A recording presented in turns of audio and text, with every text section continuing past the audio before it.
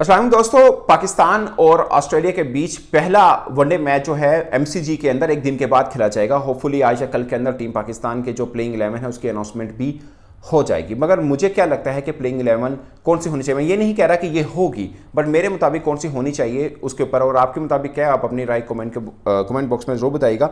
मुझे क्या लगता है उसके ऊपर मैं अपना बता देता हूँ कि जो प्लेइंग 11 होनी चाहिए। अगरचे इसमें कईयों का इख्तिलाफ होगा, क्योंकि मिसाल के तौर पर अब्दुल्ला शफीक और साइम अयूब बज़ाहिर लग रहे हैं कि ये ओपन करेंगे, बट मुझे लगता है कि साइम अयूब की जगह पे हसूबुल्लाह को चांस मिलना चाहिए।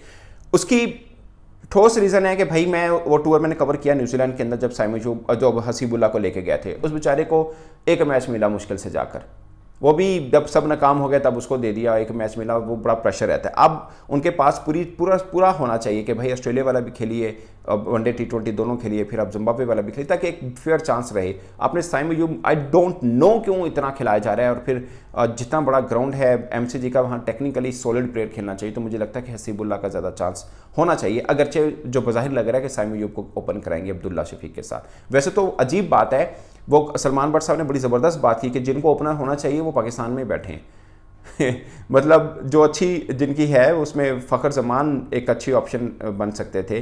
अगरचे मुझे लगता है कि वनडे के अंदर इमाम नहीं बनते, फ़खर जमान और अब्दुल्ला शफीक मेरे ओपनर तो वो बनते हैं, मगर इमाम भी यहाँ पर हैं। खैर उनको टीम 15 के अंदर रख लेना, एटलीस्ट टेस्ट के अंदर तो वो बनते थे, वहाँ तक उनके साथ बहुत ज़्यादती की है। बस फ़खर जो है वो 100%। शान मसूद का भी वैसे वो कहते हैं कि उनको होना चाहिए, मुझे लगता है कि शान मसूद भी बनते थे, तो असल ओपनर तो यहीं पे रह गए। खैर जो ओपनर हैं अब्दुल्ला शफीक और हसीबुल्लाह, ये मेरे ओपनर हैं। अब बाकी आप अपना बताइएगा। Of course one down position के ऊपर बाबर आजम है, बट मुझे ज़ाती तौर पर यह लगता है कि आप कामरान गुलाम को खिला रहे हैं तो आप उनसे पूछ लीजिए कि आपको कौन सी कंफर्टेबल प्लेस लगती है, क्योंकि नए खिलाड़ी को आप हौसला दीजिए। वैसे भी यहाँ पे हार जीत बहुत ज़्यादा मैटर नहीं करनी चाहिए, अगरचे करती है पाकिस्तानियों को, मगर करनी नहीं चाहिए। मुझे लगता है कि कामरान गुलाम से पूछा, अगर वो कहते हैं ना मुझे वन डाउन पे खिलाएं, तो उनको खिला देना चाहिए, मुझे ज़्यादा तौर पे लगता है। क्योंकि पाकिस्तान में ये नंबरिंग का बड़ा इशू है। जैसे रिजवान जब कप्तान नहीं थे तो उन्होंने खुले में बोला था कि भाई मैं चौथे नंबर पर पसंद करता हूँ। वैसे भी जिस टाइप के वो प्लेयर हैं, लाइक ओपनर हैं, तो आप उनको खींच कर छठे नंबर पर तो नहीं लेके जाएंगे ना, तो वो 4 नंबर तक ओपनर स्विच कर सकता है, बहुत नीचे तो नहीं कर सकता, तो वो चौथे नंबर पर खेलते हैं। तो फिर कामरान गुलाम बेचारे को 5 नंबर पर लेके जाएंगे, ये एक इशू रहता है। खैर अब्दुल्ला शफीक, हसीबुल्लाह, बाबर आजम, ये तीसरे नंबर पर, चौथे पे रिजवान, 5वें पे कामरान गुलाम, ये मतलब मुझे जो लगता है। फिर छठे पे एक कन्फ्यूजन है, इरफान उल्लाह नियाजी भी हैं, सलमान आगा भी हैं, क्योंकि सलमान आगा नाइब कप्तान है तो इसलिए सलमान आगा होंगे। वैसे भी मुझे लगता है सलमान आगा का बनना चाहिए, क्योंकि वो थोड़ी मैच्योर हैं, टेस्ट के अंदर अच्छी फॉर्म के अंदर लगे हैं, बॉलिंग एज है, फील्डिंग एज है। खैर फील्डिंग इरफान उल्लाह नियाजी की भी बुरी नहीं है, वो भी एक अच्छा है। पॉइंट इसके मिडिल ऑर्डर में आपको कम से कम रिप्लेसमेंट मिल रही है और थोड़ी ऑप्शंस मिल रही हैं, ये एक अच्छी चीज़ है। तो मुझे लगता है माना का यहाँ पर ज़्यादा होते हैं छठे नंबर पर। अच्छा जी, अब 7वें नंबर पर मुझे सीना कंट्री में कहीं भी खेलेंगे, वैसे मैं उनको बहुत ज़्यादा अच्छा ऑलराउंडर नहीं मानता, मगर सीना कंट्री में जहाँ पे भी खेलेंगे आमिर जमाल आपकी बेस्ट ऑप्शन है, वो फास्ट बॉलिंग ऑलराउंडर में सबसे बेटर है।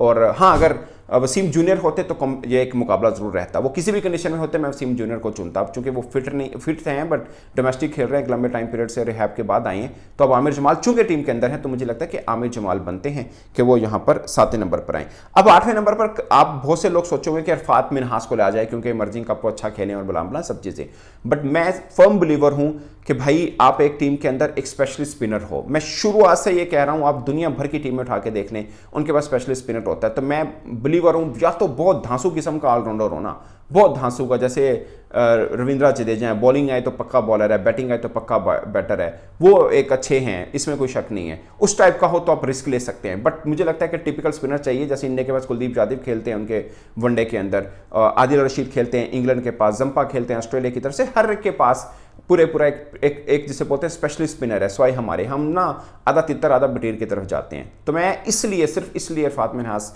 की बजाय फैसल अकरम को प्रेफर करूंगा कि आपके पास पूरा स्पिनर होना चाहिए, ताकि चांस भी उसको मिले, उन्हीं को खिलाएं आप, ये ज़्यादा बेहतर है। तो मैं फैसल अकरम को, आप में से बहुत इरफान मिनहास की तरफ जाएंगे, बट मैं नहीं जाऊँगा। और बॉलिंग में मेरी फर्स्ट चॉइस हसनैन है, क्योंकि उनकी फॉर्म बहुत अच्छी है। बहुत से लोग होंगे आप शायद उनके फाइनल 11 में हसनैन ना है, बट मेरी फर्स्ट चॉइस बनेगी, क्योंकि उन्होंने यहाँ पर बिग बैश भी अच्छा खेला था और भरपूर फॉर्म के अंदर है। हमने चैंपियंस कप के अंदर देखा, उनसे अच्छी फॉर्म किसी बॉलर की नहीं थी, अच्छी थी एक आकिफ जावेद की थी, मगर आकिफ जावेद चूंकि फिट नहीं है इसलिए वो टीम का हिस्सा नहीं है। तो इसलिए हसनैन मेरी फर्स्ट चॉइस है कि हसनैन 9वें नंबर पर। 10वें नंबर पर शाहीन अफरीदी होंगे, वो बैटिंग एज भी है आपके पास, और 11वें के ऊपर नसीम शाह है। माजरत, हारिस रऊफ इस 11 के अंदर मेरे मुताबिक नहीं बनते हैं। मेरे मुताबिक तो वो वनडे में नहीं बनते हैं, आई डोंट नो, वैसे तो वो T20 में भी नहीं बनते हैं। वो इसलिए नहीं बनते कि T20 आगे आपको अभी पड़े हुए तकरीबन 1.5-2 साल पड़ा हुआ है। चैंपियंस ट्रॉफी में वो आपके स्क्वाड में शायद जगह ना पाएं, क्योंकि जैसे ही आकिफ जवेद फिट हुए वो आ जाएंगे, वसीम जूनियर फिट हुए वो आ जाएंगे, तो फिर हारिस की तो जगह ही नहीं बनती है। तो इससे बेहतर नहीं है कि आप हसनैन को ही ट्राई आउट रखें, भले वनडे खेलें भले आप T20 खेलें, क्योंकि आपको बेसिकली तो वही चाहिए ना जिनको अपने लेके जाना है। तो हारिस को तो डाला भी इसलिए कि आकिफ जवेद फिट नहीं थे, ये था। अदरवाइज मुझे लगता है कि आकिब मोहम्मद अली, मीर हमजा की ऑप्शन थी जो इन कंडीशन में ज़्यादा अच्छे बॉल कर सकते थे, बट आकिब जवेद को मोहब्बत बहुत है हारिस रऊफ से, और अपनी मोहब्बत के हाथों मजबूर होकर उन्होंने इनको डाला। ये सब एक कड़वा सच है, माजरत के साथ आकिब भाई, मगर आपने ऐसा ही किया। तो 4 जो ड्रॉप हुए हैं वो हारिस रऊफ हैं, साइम अयूब है, इरफानुल्लाह न्याजी हैं और अफात मनहास है मेरे मुताबिक। बट अगेन मैं पहले मान चुका हूँ कि ओपनर जो मैंने रखे हैं वो नहीं होंगे। साइम अयूब ओपन करेगा जो पाकिस्तान का अपना प्लान है, बट मुझे लगता है कि और शायद हो सके हसनैन को बैठा दें जो ज़्यादती करेंगे, हारिस रऊफ को खिला देंगे। तो ये है, क्योंकि इधर से ऐसा शफीक साहब भी गए हैं सिलेक्शन कमेटी के, वो जो खिलाड़ी चुने हैं, क्योंकि इससे पहले वर्ल्ड कप में भी हमने देखा था कि वहाब रियाज चीफ एक तरह से चीफ सेलेक्टर भी थे और साथ में सीनियर मैनेजर बन के वो गए थे। फिर फाइनल 11 के अंदर भी उनकी राय बहुत मानी जाती थी। अब ये क्या है, इस टीम के ना सरबराह बहुत हैं, जिसके सरबराह बहुत होते हैं ना वो मरी जाती है टीम।